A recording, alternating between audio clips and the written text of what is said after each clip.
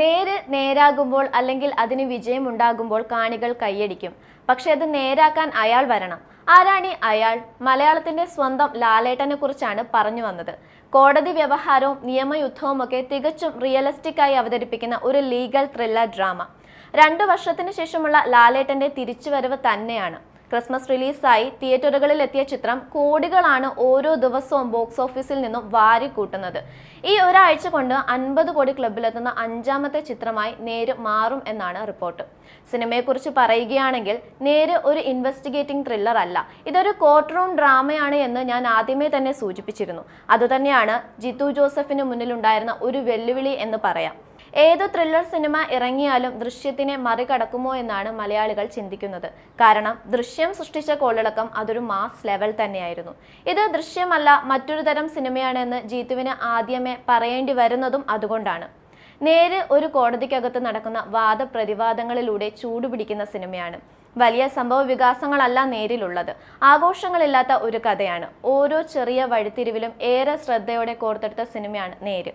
പതിവ് പോലെ കാണപ്പെടാറുള്ള കോടതിയും അതിനുള്ളിലെ സംഭവ വികാസങ്ങളും വാദപ്രതിവാദങ്ങളും ഒക്കെയാണെങ്കിലും നേര് നമ്മെ പിടിച്ചിരുത്തും. അഭിഭാഷകനായി എത്തുന്ന മോഹൻലാലിന്റെ ത്രസിപ്പിക്കുന്ന പ്രകടനമാണ് ചിത്രത്തിന്റെ ഹൈലൈറ്റ്. അതുപോലെ തന്നെ അനശ്വര രാജന്റെ കരിയറിലെ തന്നെ ഏറ്റവും മികച്ച കഥാപാത്രവും മികച്ച പ്രകടനവുമാണെന്ന് നമുക്ക് പറയാൻ കഴിയും. ഒരു വേറിട്ട കഥാപാത്രം തന്നെയായിരുന്നു അത്.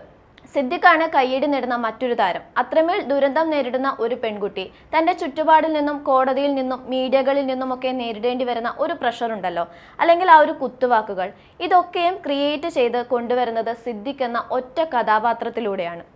അതുകൊണ്ട് തന്നെ ഭീകരതയുടെ ഒരു മാരക അഭിനയം അദ്ദേഹം കാഴ്ചവെക്കുന്നുണ്ട്.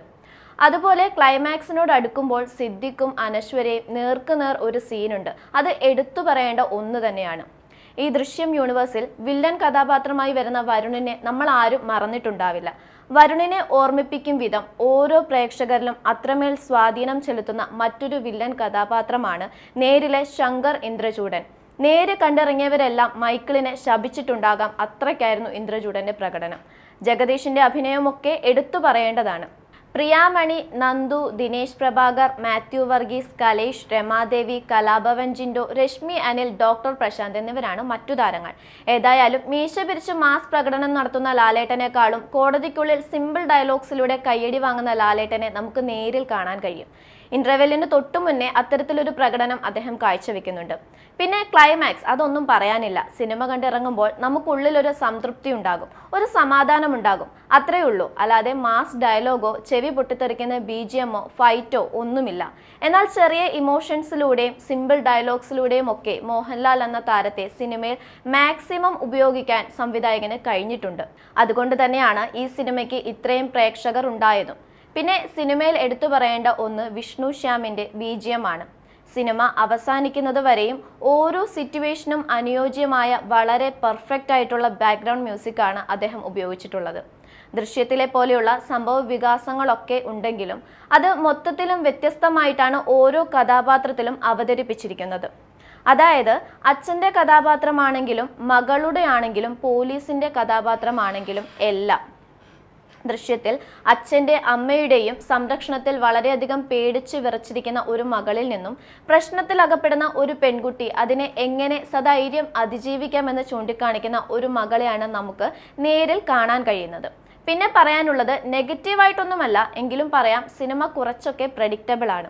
അത്ര ഭീകരമൊന്നുമല്ലാത്ത ഒരു സിമ്പിൾ ഫിലിം കണ്ട് സംതൃപ്തി അണഞ്ഞ് ഹാപ്പിയായി പോകാനാണെങ്കിൽ നേര് ധൈര്യമായി ഫാമിലിയായി പോയി കാണാൻ കഴിയുമെന്ന് പറയാം.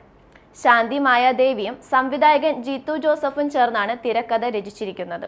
ശാന്തി മായാദേവിയെയും നമുക്ക് സിനിമയിലുടനീളം കാണാൻ കഴിയും. ആശീർവാദിന്റെ ബാനറിൽ ആന്റണി പെരുമ്പാവൂരാണ് ചിത്രം നിർമ്മിച്ചിരിക്കുന്നത്. എലോണിന് ശേഷം പുറത്തിറങ്ങുന്ന മോഹൻലാലിന്റെ മലയാള ചിത്രമാണ് നേര്. രജനീകാന്തിന്റെ ജയിലറിൽ അതിഥി വേഷത്തിലെത്തിയ നടന് വലിയ സ്വീകാര്യതയാണ് ലഭിച്ചത് എന്ന് ഞാൻ പറയേണ്ടതില്ലല്ലോ. റിലീസിന് 200 സ്ക്രീനുകൾ മാത്രമുണ്ടായിരുന്ന ചിത്രം ഇപ്പോൾ 350 സ്ക്രീനുകളിലാണ് പ്രദർശിപ്പിക്കുന്നത്. വിദേശത്തടക്കം സിനിമയ്ക്ക് അധികം സ്ക്രീനുകൾ ലഭിക്കുമെന്നും റിപ്പോർട്ടുണ്ട്. എന്തായാലും നേര് കണ്ട് ഇറങ്ങിയ പ്രേക്ഷകർ ലാലേട്ടന്റെ പുതുവർഷത്തിൽ ഇറങ്ങാൻ പോകുന്ന മലൈക്കോട്ടെ വാലിഭൻ കാണാൻ വേണ്ടി വെയിറ്റിംഗ് ആണ്. ജനുവരി 25-ന് ഇറങ്ങുന്ന ലിജോ ജോസ് പെല്ലിശ്ശേരി സംവിധാനം ചെയ്യുന്ന ലാലേട്ടൻ ഫിലിം എത്ര കോടി ക്ലബ്ബ് അടിക്കുമെന്ന് കാത്തിരിക്കാം.